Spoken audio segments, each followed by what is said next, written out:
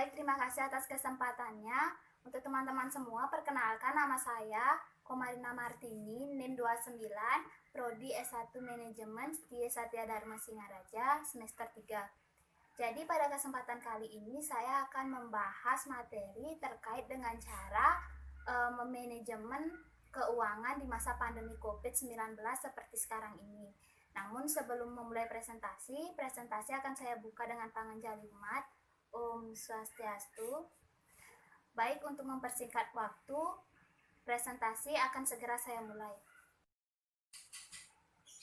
Baik, jadi seperti yang saya katakan di awal, pada kesempatan kali ini saya akan membahas tips atau cara memanage keuangan di masa pandemi COVID seperti sekarang ini.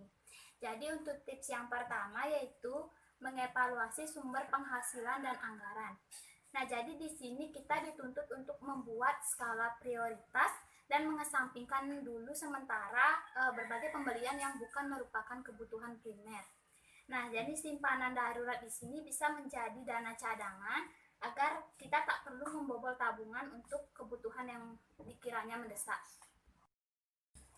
Baik, tips yang kedua adalah bijaksana dalam berbelanja. Nah, jadi cara mengatur keuangan rumah tangga agar tidak boros, terutama di masa seperti sekarang ini adalah tidak membeli barang secara berangsur. Nah, akan lebih bijaksana jika kita menyimpan uang dan berhemat dibandingkan membeli misalnya keluaran smartphone terbaru walaupun kita telah mempersiapkan dana untuk keinginan tersebut. Baik, tips yang ketiga adalah mencari pemasukan tambahan.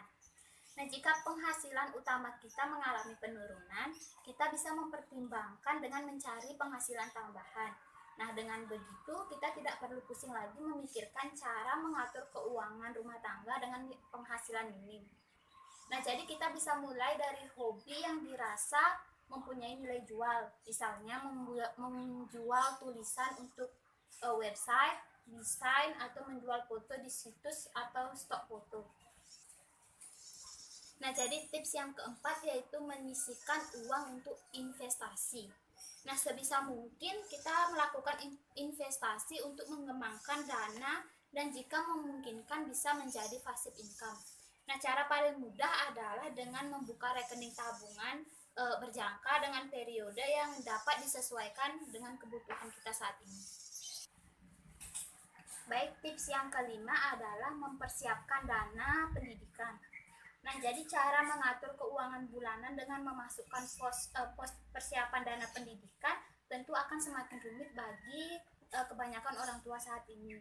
Apalagi saat instrumen investasi yang sudah sejak dini disiapkan sebagai dana pendidikan ternyata hasilnya tidak sesuai dengan harapan kita. Nah, jadi hal pertama yang perlu kita lakukan adalah memeriksa persiapan dana sekolah secara menyeluruh plus keadaan pemasukan keluarga saat ini.